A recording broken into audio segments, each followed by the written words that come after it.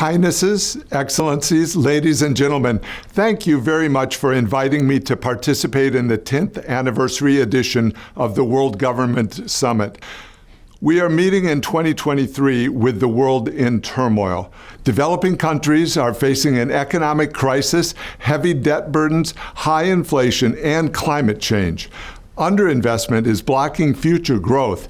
Access to electricity, fertilizer, food, and capital has been slashed. These problems compound the already devastating reversals in poverty, health, and education.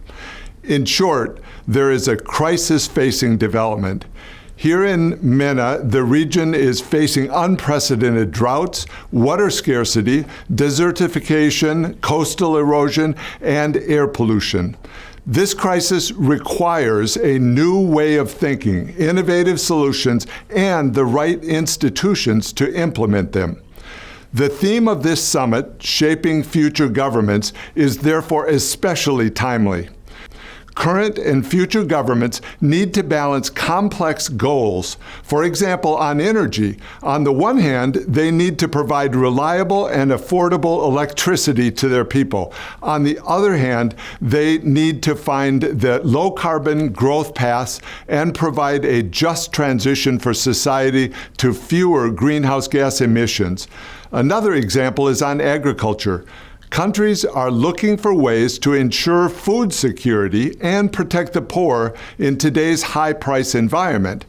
At the same time, untargeted and inefficient subsidies are straining tight budgets, distorting global markets, and destroying the private sector. This is an intricate balancing act, and in turbulent waters, governments need to act with impact through these complexities and create conditions for sustainable and inclusive growth. In the current context, there are no easy solutions for growth. The world is confronted with difficult macroeconomic conditions, slower growth in advanced economies in China, high inflation, currency depreciations, high fiscal deficits and debt. It will take hard work to reignite growth and productivity. Let me offer a few thoughts on what this will entail.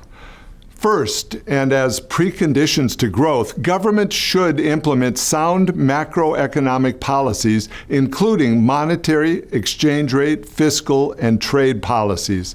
Stable currencies can facilitate private capital flows, foreign direct investment, and trade. Countries should promote trade facilitation and avoid protectionist measures, such as the latest wave of export bans on food and fertilizers and the local content requirements that will impede trade. Such market barriers hit poor consumers in low-income food importing countries the hardest. Second, countries should encourage more investment to create jobs, increase output, and boost production, allowing growth in consumption. This requires improving the business enabling environment and strengthening the rule of law. Restrictions on foreign direct investment and corruption are key factors limiting the quantity and quality of cross-border investment. Reducing business startup costs and strengthening property rights can also help enable business growth. An important part of the effort to build efficient markets, particularly for the MENA region, is transforming state-owned enterprises into well-governed, market-oriented, and financially sound enterprises. And third, countries need to work toward better debt transparency and sustainability. This is especially relevant for the rising share of poor countries that are at high risk of debt distress. This month, Kristalina Georgieva and I will be co-chairing a roundtable to push for faster progress in creditor committees, fair burden sharing among creditors, and debt restructurings that reduce debt burdens to sustainable levels that attract new investment.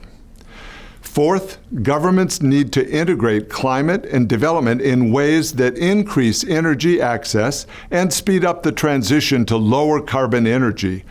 This needs to be complemented by increased investment in climate adaptation investments in infrastructure to enhance energy resilience and efficiency in transport, water, and housing. These can foster longer-term growth.